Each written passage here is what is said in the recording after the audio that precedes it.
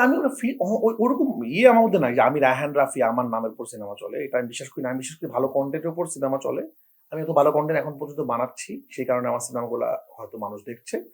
কিন্তু হ্যাঁ, ভালো লাগে যখন আমি দেখি হল থেকে বের হয়ে, আমি যখন হলে যাই মানুষজন আমাকে জড়ায় ধরে রায়হান রাফি বলে, তখন তো ভালো লাগে। আর একটা জিনিস খেয়াল করে দেখবেন, একমাত্র আমি প্রতি বছর সিনেমা দিয়ে যাচ্ছি, একটা লেভেলে দর্শক তো বিশ্বাস করা শুরু করছে যে দিয়ে যাচ্ছি। আর একটা জিনিস আমি মাঝে মাঝে দেখি, এটা আমি একটু ক্লিয়ার করতে চাই, আমার মনে পড়লো হঠাৎ করে। দামাল নিয়ে অনেকে প্রশ্ন আছে। দামালও ইমপ্রেস টেলিফিল্মের ছবি ছিল, আমি একটু বলতে চাই এটা নিয়ে।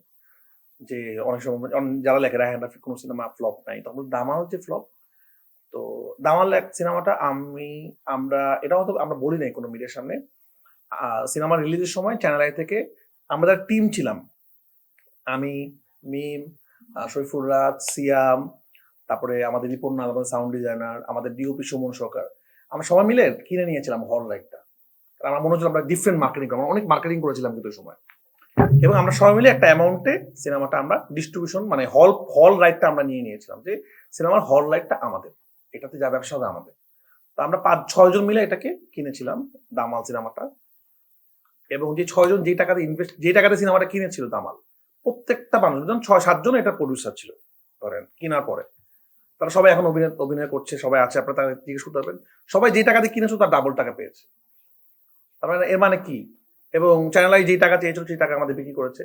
তো দামালও আমার যে সিনেমাটা, হ্যাঁ সেটা হয়তো পরাণের মতো ওয়ার্ক করে নাই।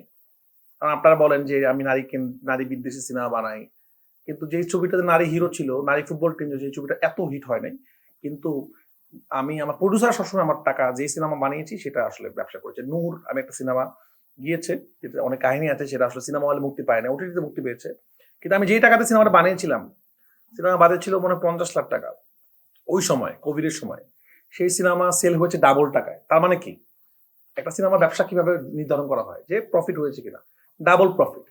তো নূর সিনেমা, যে সিনেমা হলে রিলিজও হয়নি, সেই সিনেমা ওটিটিতে ব্যবসা করেছে।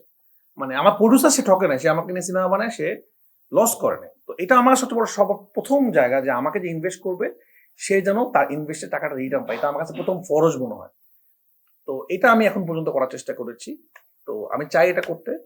তারপরেও আমি এটা বলবো যে অবশ্যই একটা সিনেমা সাকসেসকে কখনো হিট ফ্লপ দিয়ে বিচার করা উচিত না। এবং সিনেমাটাকে আপনাদেরকে বলবো, অনেক সিনেমা আসছে, আপনারা প্রতিযোগিতা ফেলবেন না। দেখেন সাকিব খানের সিনেমা অন্য জিনিস হবে, তো ওইটার সাথে প্রেশার কুকার বা অমুক সিনেমার কোনো কম্পিটিশনই হবে না। আমরা একটা ডিফারেন্ট সিনেমা বানাইছি, গল্পের সিনেমা, আমাদের সিনেমার ডিফারেন্ট অডিয়েন্স আমাদের সিনেমা দেখবে। কিন্তু কে ফার্স্ট কে সেকেন্ড এভাবে সিনেমা অন্য দেশে হয় না আসলে। আমরা সিনেমাটাকে এরকম প্রতিযোগিতা না ফেলি, আমরা সব সিনেমায় মানুষ দেখুক, মানুষ বেছে নিবে সেটা সে আসলে কি দেখবে। পড়ানোর সময় কি হয়েছে কেউ জানতোই না, আমাদের কোনো হলই পাইনি আমরা। সেই সিনেমা কিন্তু অনেক দিন, প্রায় 100-200 দিন চলেছিল একটা না। এখনো মাঝে মাঝে পড়ান চলে হলে। এবং পোড়ামন 2ও তাই, সুরঙ্গও তাই। তো যে সিনেমা লেগে যাবে সেটা লেগে যাবে।